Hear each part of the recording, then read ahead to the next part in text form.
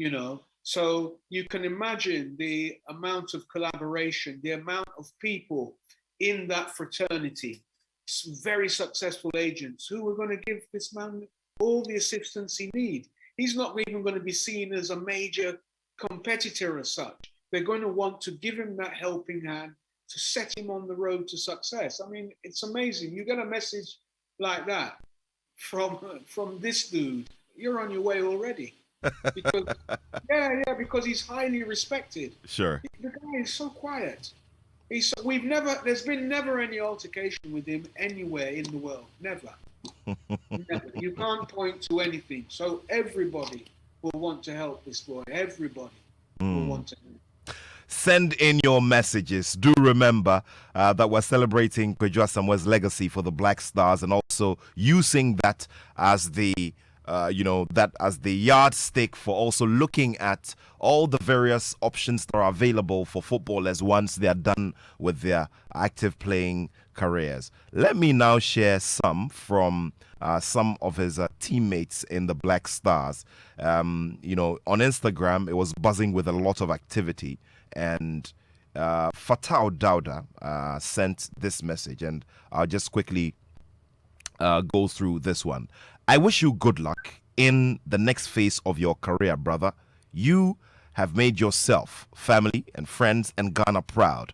I will never forget the 2008 AFCON where we were roommates, and also the $1,000 you gave me after our AFCON 2013 quarterfinal game against Cape Verde in Port Elizabeth in South Africa, where I was adjudged the man of the match. Enjoy the new chapter. God is with you, brother. And this comes from Fatau Dauda, the lion. Nathaniel. Tell me, Gary. So the context to this message was that, 2013, the circumstances. We are going to 2010. 2012, it was one of the years when we were, that Black Stars team became the so close but yet so far team. 2010 quarterfinal World Cup, final of AFCON, 2012, Asamaja's penalty could not let us go past Zambia in the latter stages of the AFCON as well. 2013 was South Africa, and there was a sense that we had a set team, that our team was peaking and had peaked, and they had to win.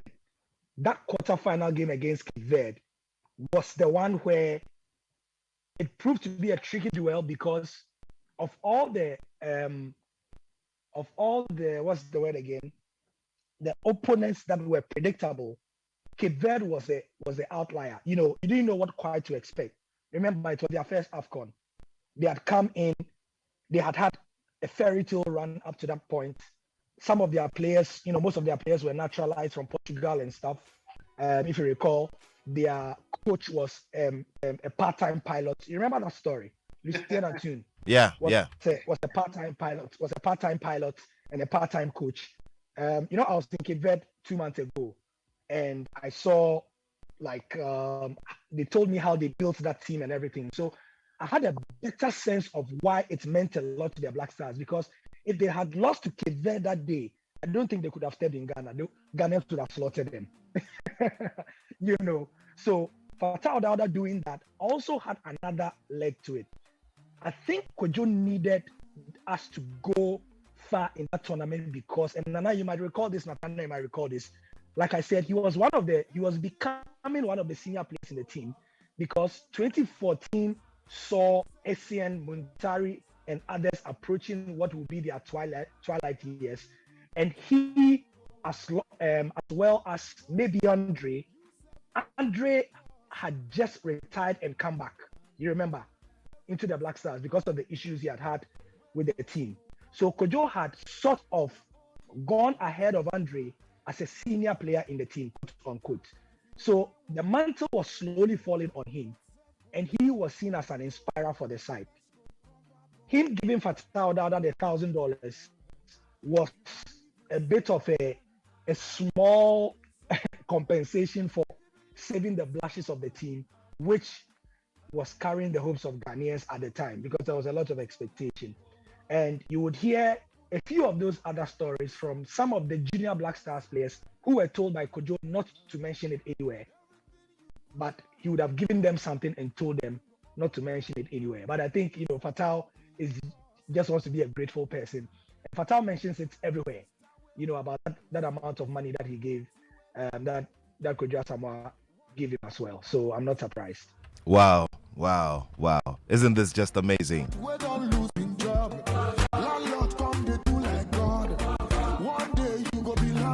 All right, so the message we're also sending out there with all of this is that when it's done right, we will celebrate it, and we'll celebrate it in capital letters. That is what we stand for here at Joy Sports. It is not always about seeing things go bad and we come and sit here and dissect and trisect and criticize or probably give some feedback that is stern and hits the players on their skin. But of course, when they do it and they've done it right, we sure will celebrate it and we won't even blink. Gary L. Smith of Joy Sports, Nanajman, a seasoned pundit and coach, and of course your very esteemed selves who are making this show number one. We're expecting the messages to flow, and I'm going to be sharing a lot of them with you as we go along. And so I just did one from a very, very emotional one of that from Fatau Dauda. Let me pick this one from the El Capitano, Stephen Apea, former captain of the Black Stars. And he says, quote, "Sharing the pitch with you was an absolute joy. Enjoy retirement, bro. Kwejo Asamoah." This is coming from former captain of the Black Stars, Stephen Apea. Would also, take another message that came from Anthony Baffo. And Anthony Baffo captained Ghana to the 1992 final of the Africa Cup of Nations, which we lost to Cote d'Ivoire via the penalty spot. Anthony Baffo also, until recently played the role of Deputy General Secretary of CAF, of the Confederation of African Football, has great sterling credentials when it comes to football administration around the world. Now, one of my favorite, and this is the message from Anthony Baffo, and it reads, "One of my favorite Ghanaian midfielders, Kwejo Asamoah. What a player, and what a career. Enjoy life after football. You know, I will always be there for you. Maximum respect.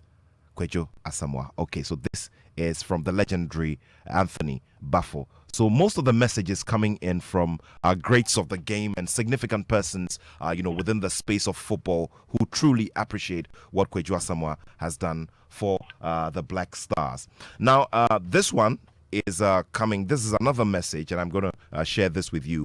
Prince Tego. Prince Tego is a former Black Stars, striker, and he also shared the space with Kwejo Asamoah. And of course, they spent time between the under-20 team and the senior national team. And he says, quote, "Humble soul, it was an amazing time sharing the pitch with you from the under-20 to the senior national team, the Black Stars. Enjoy your retirement, my G, Kwejo Asamoah." And unquote, this is from Prince Tego. Gary. Guys, this is just amazing. Oh, there's a few more. I think just sent you another one. Very well. Okay, so this one is from Asamoah Gyan, the legendary Asamoah Gyan, Africa's highest scoring player at the FIFA World Cup. And he says, I quote, "Great player by all standards. It was great to play with you, bro. Enjoy your retirement, bro." And this is a tweet on Asamoah Gyan's official handle. Well, and Asamoah Gyan more than anybody. Asamoah says all the time, Asamoah Gyan says all the time that he wouldn't be Ghana's all-time scorer if he didn't have Laye, Sule, Essien, and Kwejo Asamoah behind him. It would not have been possible. And Kwejo Asamoah, nobody benefited from Kwejo Asamoah's brilliance than Asamoah Gyan. Absolutely nobody. It just goes to remind us of great stories like the Iniesta, Messi partnership at Barcelona. Yeah, Xavi and all that. I mean, Messi will be nowhere without those two. Sure. As well. He provided 11 assists for Ghana in his career, and for me, the best one um, was at the 2014 World Cup, where he assisted for Samoa Gyan's header. That is the best. That I guess is the best for all of us. Nathaniel, if Luka Modric had given that assist in a World Cup, it will immediately be one of the top 10 in the history of the World Cup. Charlie, I'm sure that some of the brands would have even gone to, get rights to, what to use. Use it for their ads. I mean, ball came in, the ball was spinning, ball was moving. Kojo Asamoah with his back to the ball, pirouetted, and with the ball in motion, hit a curling outswinger, not an in-swinger, an outswinger for an on-rushing Asamoah Gyan to head the ball into the net. I mean, come on, that guys was. And I'll tell you this, guys.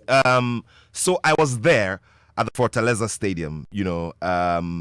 I was there. I watched that game with Samuel Inkum's wife Omega. We were up there in the hospitality area, and we had friends from all over the world. We had, English fans. We had some Brazilian ladies. They were in their Brazilian jerseys and all of that. And I remember very well that. I left Brazil after that game between Ghana and Germany. And guess what? I met two German fans who were also on their way out of Fortaleza. And they came up to me to take a picture with me because of the performance that they saw on that day. Amazing. And of course, like you said, we can only give the credit to them. Game, right? Yeah. No, this was the Germany game. I'm talking about the Germany game. Yeah. Oh, right. The performance in the Germany game. And as it stands, that assist that went from Kojo Asamoah to Asamoah Gyan, I think it was the goal that made Gyan Africa's all-time scorer in the World Cup. Sure. I think that was the goal. Definitely. So sure. Gyan, if Gyan is listening, we can ask Kojo's wife for the Momo number, and then he can send some $1 million. Exactly. Abna. for helping him seal his place in history. Yeah. I mean, sure. Of course, not that Kojo Asamoah needs it, of course, but yeah. And the heartwarming bit about all of this is that, so Abna was just telling me that they're getting loads and loads of phone calls from friends and loved ones just because of this conversation we're having. I'm having a conversation with her as we have and they're very, very touched, about all of this. And what about having a testimonial game? This is something we haven't had one in a while, guys. Yeah, we've not had one in a while, and I mean, usually, there is a procedure. If you look at the top FAs and those who do it, so the player will necessarily tell the managers of the national team that this is coming, and then they can factor it into their plans. Admittedly, the international football calendar is choked, Nathaniel, isn't it? So yes, it is. When will be the next time? When will be the next time the Black Stars will even come to town? I couldn't even tell you. They wouldn't come to town before they even go to the UAE. I'm sure they will converge there. The next time the Black Stars will come to town will be, I don't know, maybe March, as a group. So then it will mean this will have to be a private initiative.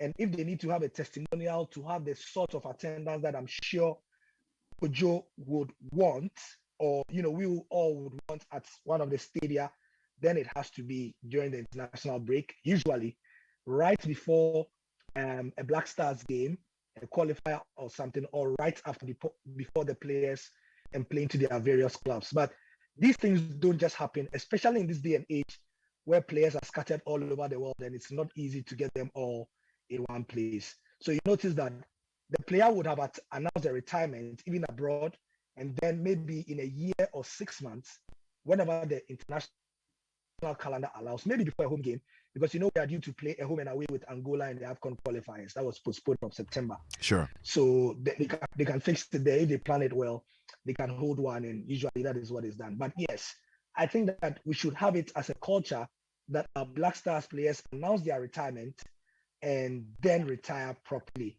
As Asamoah Gyan has said yesterday, even yesterday, repeated for about the fourth time this year that he's not retired yet. But when he retires, together with some of the others as well, it will be great. Then it is the official transition into the next stage of your life. As Anthony Baffo will tell you, when you do that, you see, it lets the corporate world know for sure that you are done.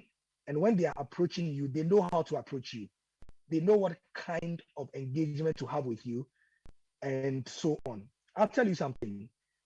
In the last 1.5 years, organizations like FIFA have actively been looking for or to work with Asamoah Gyan in certain capacities. But at the time, they were not sure whether he was retired or not, particularly because African players don't have the habit of retiring, announcing that they are retired. So I'm told that they took it for granted one time that he was retired, and they contacted him, for I think one tournament draw or other, and he said, "Oh, I'm not retired." So that's the fun part. African players should make it a habit of announcing that we are done, so that we know how to address them, and so on and so forth. Let me okay, guys, let me just take this message. Let me just take this message from the Greater Accra chairman of the Ghana Journalists Association, Charles Benoni Okai. He says Kojo defined player versatility because he could play anywhere and excel. A legend indeed. All the best. This message is coming from Charles Benoni Okai, who is the Greater Accra chairman of the Ghana Journalists Association. And guys, that just opens up the conversation about what players get up to in their retirement. Kojo has chosen the path of agency, football agency, and of course to get that kind of endorsement from one of the biggest you can find in the world, of Italian descent, of course. He seems to be walking a very great path, because you do throw back to yesteryear when Udinese, for instance, had a spot for Ghanaian players almost every other season, and we saw Asamoah Gyan go through there. We saw the Sules, we saw the Emmanuel Ajiman Bedus and all of that. And of course, this was after the likes of Mohamed Gago had opened the way back in the early 90s. And you ask yourself, what about big clubs as well? I mean, other big names like Juventus. Wouldn't it be a great pleasure to see players from here and from the West African sub-region and from Africa make their way there on a consistent basis due to quality and due to a proper program that's put in place, or a proper measure that's put in place to get these players recruited from this side of town? Nana, I would like you to take that. Yeah, I want to go back before I come into that, but this issue of retirement, because we were speaking earlier that in terms of financially, perhaps Kojo Asamoah might have some investments here or there. He certainly doesn't need advice on that. But players do need advice on retiring, because I don't see why Asamoah Gyan is not retired. I don't see why a lot of the players we've not had testimonials for them, like Kingston's, the Sulis, the what have you. Is it that they've all not retired? They're still seeking for some active play somewhere. And I think in that aspect of their lives, they're not being advised appropriately, if there is any advice at all. Because someone like Asamoah Gyan, who top goal scorer in the World Cup, top African goal scorer in the World Cup, top goal scorer nationally and everything. I mean, he never had to come to Legon Cities for people to be saying, "Oh, he was at Legon Cities. He didn't play a match or whatever." Blah blah blah. All these things just serve to tarnish what was a great career, and it shouldn't be that way. And what it shows quite clearly is that they never planned anything beyond association football. They never had anything planned. Yes, I mean, Asamoah Gyan's got a number of businesses and everything like that. He too was, he had the right advice in that direction. But like so many of our African players, unfortunately, it's as if they hang their boots up, their life is going to end. They don't recognize that football is such a big industry. Now, going back to your point, just touch me on that again. What was that? Yes, so I was just talking about what the learnings are from this particular example, especially considering that he played for Juventus of all clubs. I mean, at Juventus we have the story of Stephen Appiah, we have the story of Kweju Asamoah. Therefore, if in the future Juventus are looking for talent, especially on the African continent, it won't be bad to have them as touch points or as the main linkages to this side of the world so that we can see the development, because they are the guys, they've got the talent, they've got the skill, and they have the eye better than all of us to see when there's greatness in a youngster from this side Yeah. of the world. I think that's a brilliant point. That's a brilliant point because the world of an agent is very rich. It's so fluid. And yet really when you look across the board, it's as if it's exclusively a European thing, when really it shouldn't. I mean, you haven't got African agents based in Italy pushing Italian players around, but you have got Italian agents who are looking into the likes of Ghana and Nigeria and other Europeans who are doing the same thing. And it doesn't seem that there's any good reference point at all, apart from them coming in themselves to come and see where the talent is. And I think it's a very bold move by Asamoah Gyan because it's pivotal in the sense that you look how big our continent is. And if Kweju Asamoah takes a look across the landscape and he says to himself, look, there aren't that many African agents that are out there that are really recognized. He could be really a central point for the recruitment of players right across the continent. Of course, the North Africa is a bit different.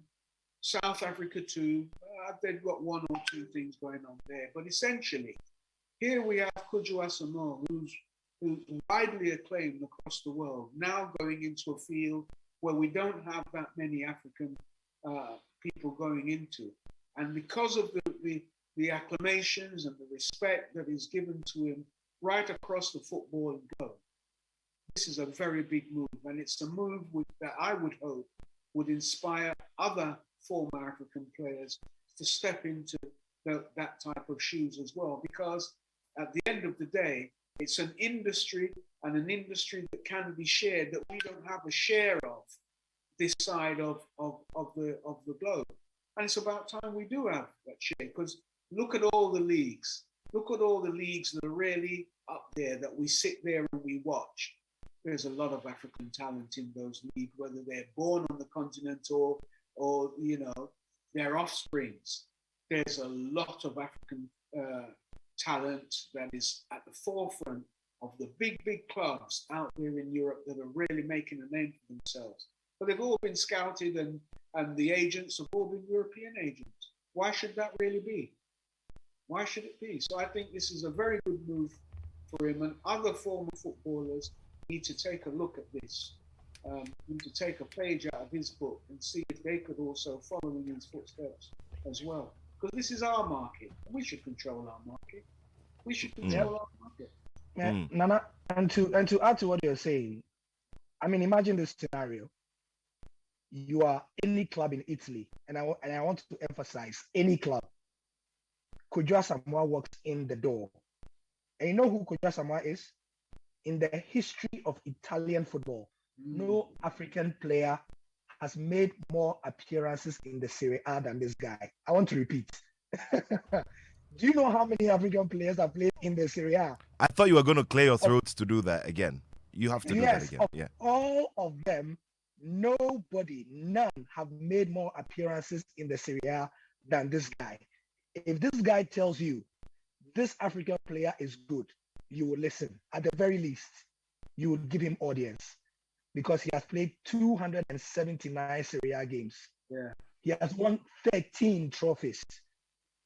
And out of the 279, Nathaniel Nanaji, he started 250 of those. Let me repeat. He played 279 games and started 250 of those. Do you know how crazy you have to be? And guess what? He's only 33 and he has retired.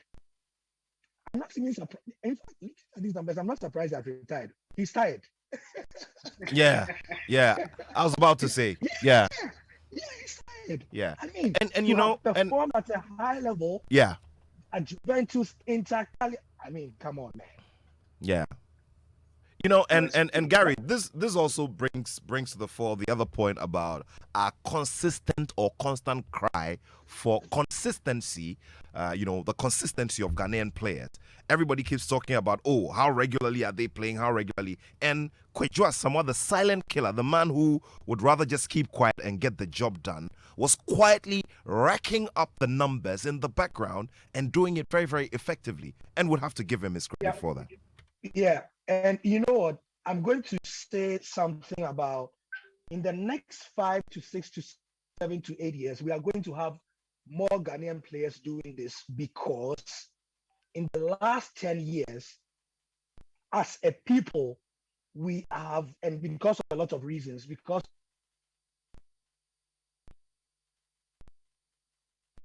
of improved biometric checks, improved identification systems at the FA, at our birth and death registry, and other places. It's not perfect, Nathaniel, but it is better than before. We are having more and more of our players in the last 5 to 10 years using their real ages. And so the good thing for us is that we are going to have more players going to have longer careers like this, where they are going to be playing at the top level. So I am imagining that in the next 5 years, we are going to be having a similar conversation about somebody like Jordan Ayew. Because for all the things that I said about Jordan, he's an extremely durable player. He gets very few injuries. He rarely gets injured. He's always available. Yeah. He always gives 100% and all that. So if he continues going at this rate, he is going to play for top teams, whether it's in the Premier League or in the top 5 leagues, and he's going to be there for a long time to come. Like I said, Kweju Asamoah also scored 12 goals and 24 assists, won 13 trophies as well in that process. If he walks in the door as an agent and he says that I am representing X agency in Africa, I mean, come on. Deal done. Yeah, I mean, deal done, obviously. The evidence is in how good the player is, but you will be forced to give him some audience, and that is the sort of thing that we say. In England, there's forever a chat about former black players not being given an opportunity in the boardroom, but some of them are going to tell you that, you see, because we are minority, by the very nature of the fact that we are minority, we have to work twice as hard to get through the door. So Kweju must understand that even though as a player he was prolific, he was respected and everything, the fact that he's an African agent may mean it is what it is. I mean, Nathaniel, and it's Italy. I don't want to go, but it's Italy. He would have to work twice as hard to earn his stripes. Yeah. Ask Oliver Atta, he will tell you. Definitely. And other thing as well is that, yeah, and another thing too is that really when it gets to a certain point, you just have to rely on the goodwill, which he has. So we're just hoping from a purely Ghanaian perspective that the goodwill will just carry him through one way or the other against all odds. I think it will. So I think it will. I think it will, to be honest with you. Not just in Italy, other big European countries. Football markets, definitely. Yeah, because I think his name is resounding throughout the football world. Great. Well, I trust all of you are enjoying today's Joy Sports Link with me, Nathaniel Attoh, here on the show. Our Nana Ajman is a seasoned football pundit and a coach. And Gary Al Smith is the last journalist to have, interviewed Kweju Asamoah. Kweju Asamoah granted him the last major interview, and has loads of stories that he's shared with us.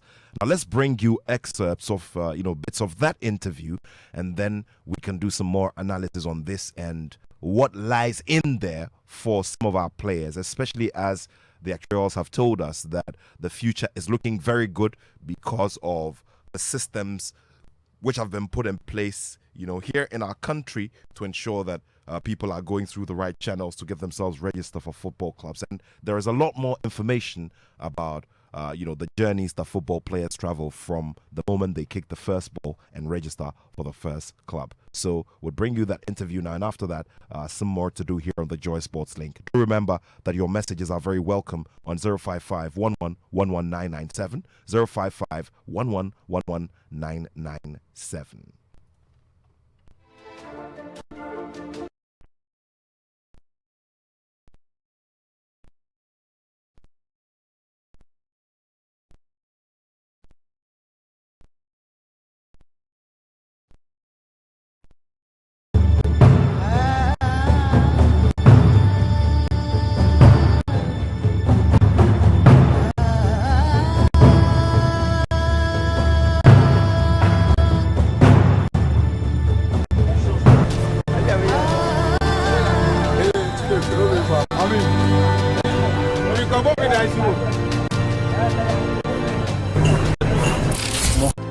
That was Kwadwo Asamoah in 2008, his first international tournament for Ghana and the beginning of a great player.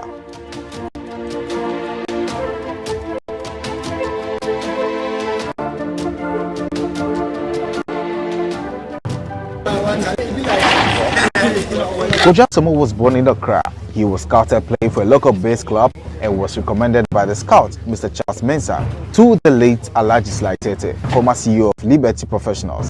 In June 2008, Kwadwo Asamoah was signed by Serie A club Udinese, where he established himself and became a linchpin for both club and country.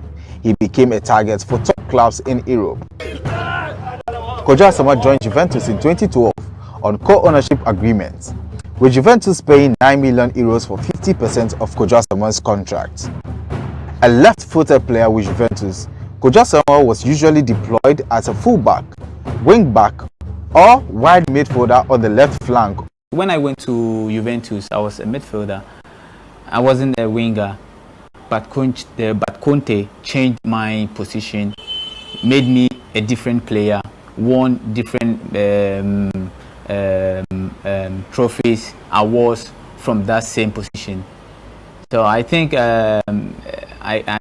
although I mix playing in the midfield, but this role has also given me a lot of potentials, made people know about me, made people respect about me, because it's not only about midfield that I can play. I can also play from that position, and I think if I have the chance to play in the middle again, why not? But I'm okay with where I am. I'm a better midfielder, although I'm able to play from the left wing, but I'm a better midfielder. Sometimes I mix a lot of things, because when I play in the middle, playing from the middle, there are a lot of things that I do, and even when I watch some of my playbacks from previous games, I mix them a lot, because from the wings you have not too much space, you have only the lines, but in the middle you have the chance of showing what you got. You can dribble, you can do everything in the middle when you have the chance. Yeah. He didn't really it wasn't like he wanted to change my position when I went to Juventus. I went to Juventus, we had preseason, I was playing from the middle, and there was a player called De Shelley Paolo. No, not De Shelley, De Shelley. He was playing from the left wings, and Juventus was playing we were playing 3-back, and then we had 3 midfielders and the wingers and then 2 strikers, and I was playing from the midfield left. So it got to a point he was the only one playing from that left wing, and he had so many injuries at that moment. So he came up to me and he told me, Asa, I want to try you on this position, because we only have Paulo, but at the moment he's not fit, and we have about I think 2 weeks or 3 weeks to play against Napoli, which is our Super Cup, but we don't have any player at the moment. I would like to try you at that position and see. So we started from training, and then in 2 or 3 days we had a friendly game. I don't remember the team, but it was a German side. We played against them, and I played so well. And then we had another game the next 3 days against I think Malaga, and I did fantastic. So from there we traveled straight to China. This was in 2012. Yeah, when we played against Napoli Supercoppa, and that was my first official game for Juventus. And we won the cup, and that was my first trophy. That was a Supercoppa for Juventus. So I think that position also has brought me a lot of things. And 2013, 2014, I was one of the best 11 players at that season. Yeah. I even received an award. Team of the season. Yeah, team of the season. So from that position too, I think I've quite done a lot from that. Right. Maybe I'll also try and see if I can have the opportunity to play again from the midfield. He's, I think he's very aggressive, and he never gives up.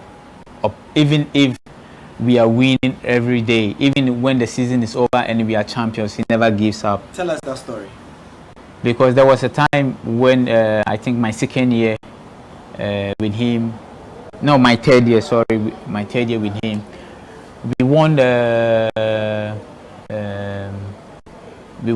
Scudetto, and we had, I think, 6 or 7 games left, where I think in all the world, when the team wins, that's when they start to they slow down our training. Sometimes you might even have 4 or 5 days off, and then, but this man never gave up. We were training almost every time. He never gave up.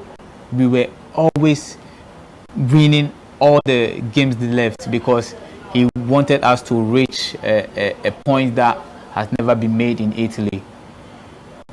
So he is one of the coaches, either good or bad situations, he never gives up. Now,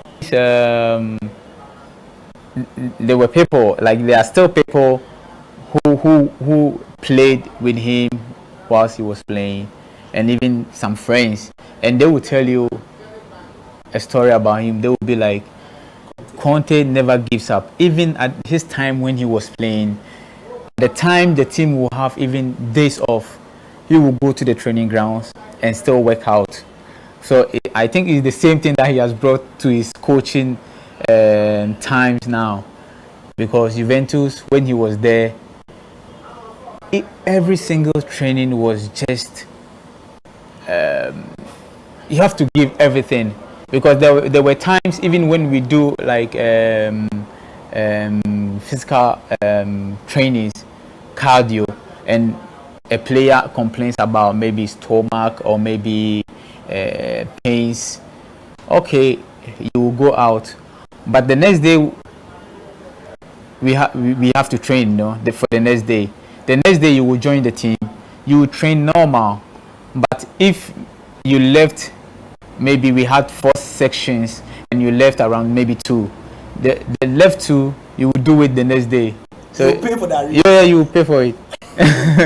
So it's not like you complain about your stomach or your knee or whatever just to skip the 2 cardio. You have to continue. Fantastic. I think Allegri is also a good coach, but he has his own ways of coaching, his own ways of communicating with the players, and Conte also had his own ways. Tell us about that. Because with Conte, he never cares about who you are, the achievement that you've won, because he always believed if you won last year, it doesn't count anymore. So he is willing to win all the time. So even if at that moment we won 2 trophies already, or maybe 3 already, he never counts that trophy. He always look forward. He always think about positive, like always think about what is going to happen. So if you're a senior player or a junior player in the team, he wishes you to do whatever he wants or what he tells you to do. You don't go on the field and do whatever that you want. he would tell you in the face, in front of everyone, and it's not like he will be like, okay, you are a senior player, so I will just keep it, I will keep it and then talk to you later. He will just let you know you made a mistake here. Allegri is not like that. And yeah, Allegri is quite different. Sometimes he protects some of the senior players, and then if you are a junior player, he tells you in front of them. But Conte wasn't like that. He will tell you in front of any other player, either you are young or old. He played a key role in helping the club to 6 consecutive Serie A titles between 2013 and 2018. Among other titles, although his appearances at the club were limited by injuries during his seasons. On the international level, Asamoah was given his debut for Ghana in 2008 under French manager Claude Leroy. Kojo Asamoah scored his debut goal for Ghana in a World Cup qualifier game against Stephen Keshi's side Mali in 2009. Oh, it's 1-0! Ghana! Kojo Asamoah gets the go-ahead goal. Here we go again. As a midfielder, at the same time as a playmaker, because I had the chance and opportunity to move on the field wherever I wanted to go. And it was just good for me. I had the confidence, because sometimes, you know, football, we have a lot of good and quality players in this world, but a coach can change a player, because sometimes you need someone who should be there to push you all the time. Even if you have the qualities, you have the ability, you need someone who is there to push you all the time, to give you that encouragement, that confidence. And that moment was when Milo gave me all those things. Ghana paraded a very young side in AFCON 2010. It was a composition of a few old guards and a chunk of the under-20 side that conquered the world in Egypt the previous year. I remember that team, we didn't have a lot of good players. All players were from the national under-20. And most of our senior players were injured. People really didn't expect Ghana to be at the finals.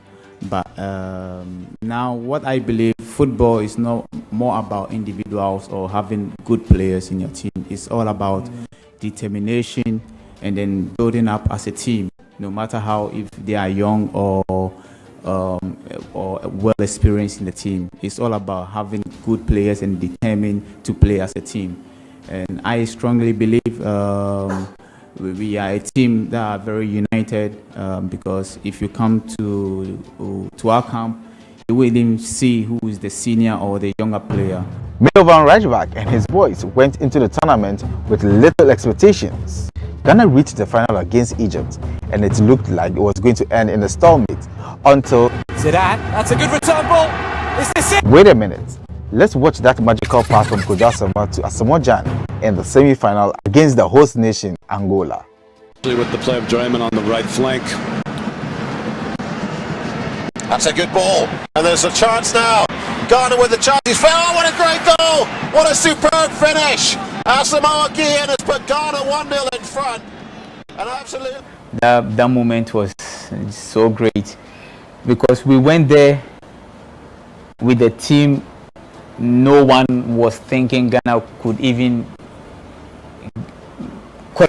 from the group stages, people were not even thinking Ghana would qualify. But we did something that was just impossible.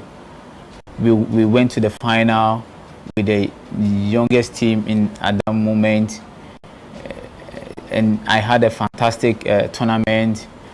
So it was just great for me at that moment, playing for the national team, presenting myself and the country. In 2018, Kojo Asamoah confirmed his return to the Black Stars after 4 years of absence. The thing is, it started a long time ago when Coach Grant came to the national team. Yeah, he tried bringing me back to the national team, We had so many. We even met, I think, 2 or 3 times. But it wasn't. I didn't want to come to the national team.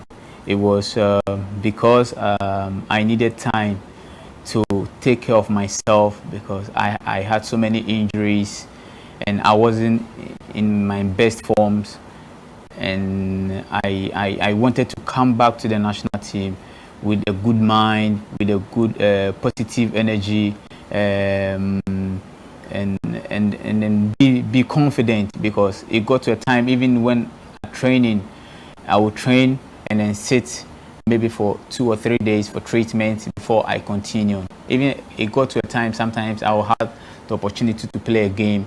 After that game, I had to wait for maybe 3 or 4 days to start another training, which I'm going to mix the next games. Yeah. So with all those problems and then injury stuff, I needed time to feel more better before coming back to the national team. And when Coach Akwesa Pia also came, he tried bringing me back to the national team. I said, Coach, it's not like I don't want to come. I want to, but the thing is, I want to play for my team, be confident, and then come back to the national team. It's not like because I've been in the national team for a very long time, because I'm Kojo Asamoah, I have to come and then play for my national team. I think the national team is to be players that are playing for their clubs, doing so well. It shouldn't be because I'm Kojo or I'm other player, I have to come in and then just play. I have to come in and then play and then know I'm doing well. So those were the main reasons why I was not coming to the national team. I spoke to him, I think a month and then almost 2 months before coming to Ghana. He tried bringing me to this summer friendly games, and I told him my situation, because I was living in Juventus, and that was the time I needed to at least arrange my things, try and then pack my things from Turin to a different club. So he also understood, and then he gave me that chance, because since this was a friendly game. So that was the reason why I couldn't join the team this summer for the friendly games. But I told him, I promised him I'll be with the team the next games that they will be playing. I had this injury called cartilagine, which I never expected to stay for a very long time. I was expecting something like 5 to 6 months, but it took almost a year and a half. And even it got to a point I didn't even know what else to do, because I was training, I was doing everything just to come back to my normal form. But it wasn't up to, because every time and day I train, I feel these pains in my knee, and it got to a point I was getting better. And when I was getting better, that was when I also had a different injury that was minor, but it was just for a month, but it was something that made me cry, because I was wondering what was going on, because after staying home or maybe not being fit for almost a year and a half, and then now that I was feeling so better, another injury has just occurred. So what can I do? So I had to pray, I have to try and do everything just to come back. And even it got to a point, people were thinking maybe that was the end of my career.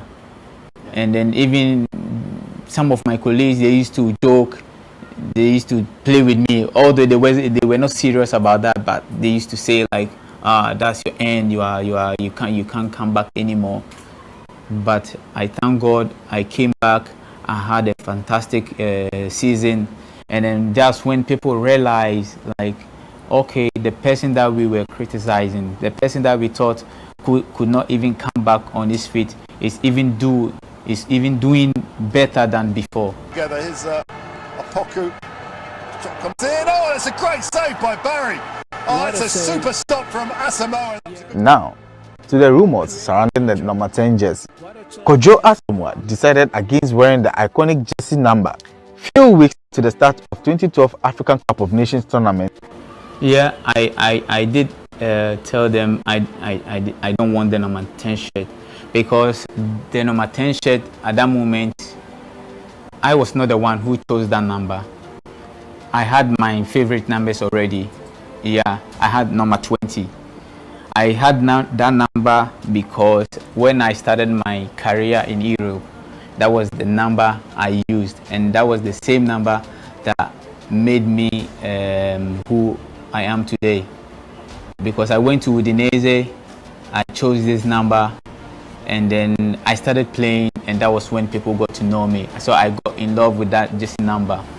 So when I came to the national team, I was playing with the number 20. And then I remember when we had the African Cup of Nations 28 here in Ghana, Apia told them to give me the number 10. Yeah, he told the team manager, and then there was one guy called Mr. Alex Asante.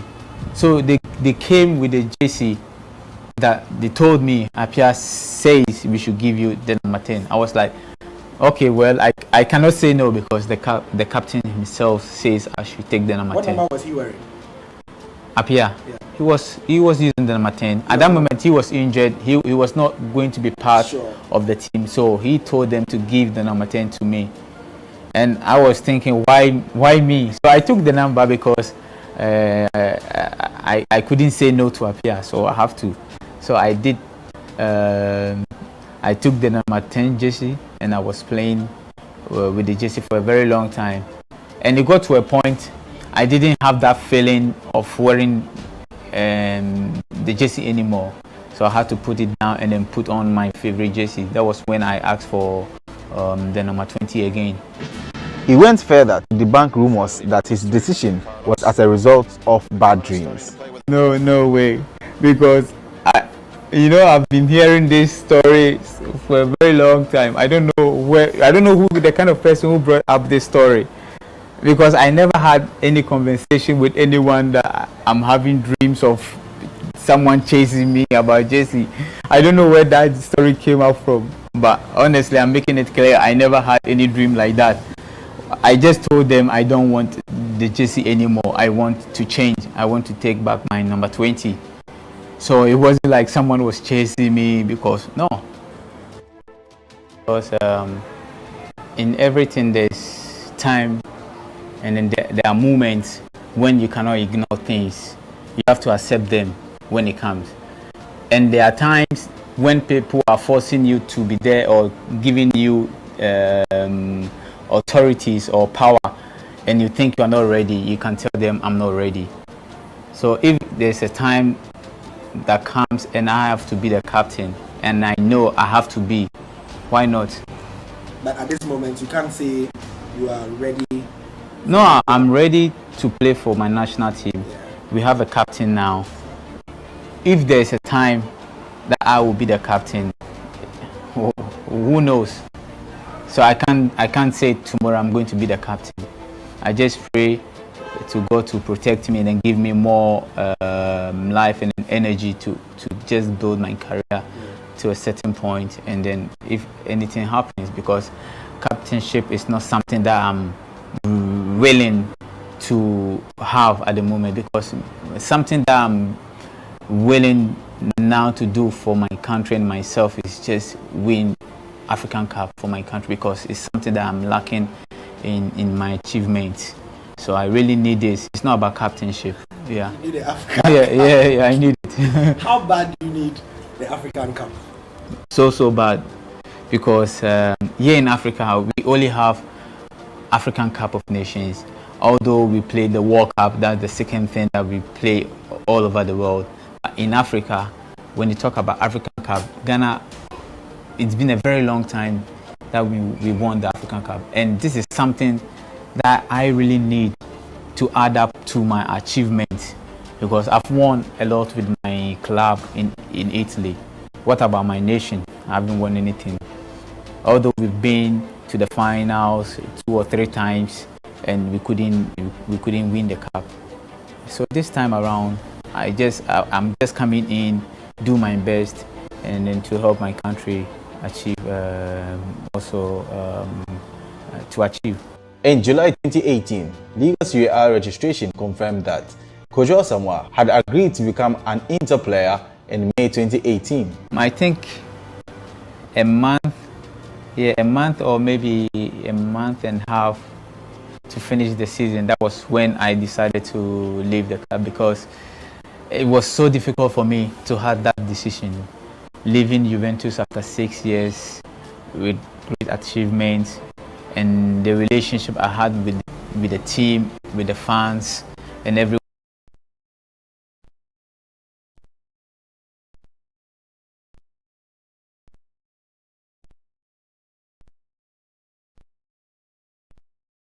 Kojo Asamoah, told by the man himself and interviewed by Gary L. Smith of Joy Sports. Would activate the phone.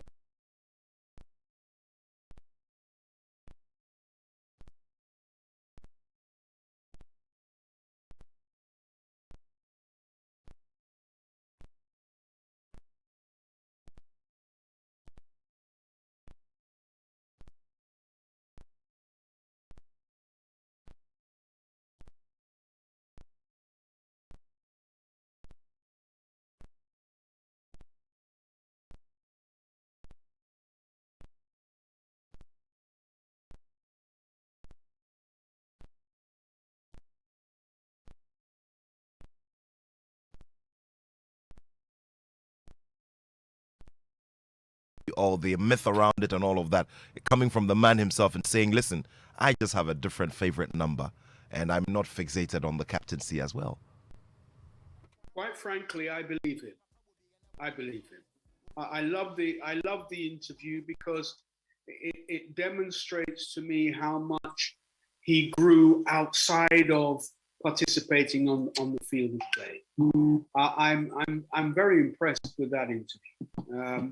Not many Ghanaian players can speak the way that he spoke in that interview. I'm very happy to hear that. I didn't hear this interview before.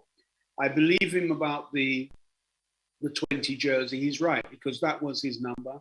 There were these rumors going around that yes, he'd been having nightmares and what have you, and it was related to X, Y, and Z, which I won't go into. But he's cleared that up for me.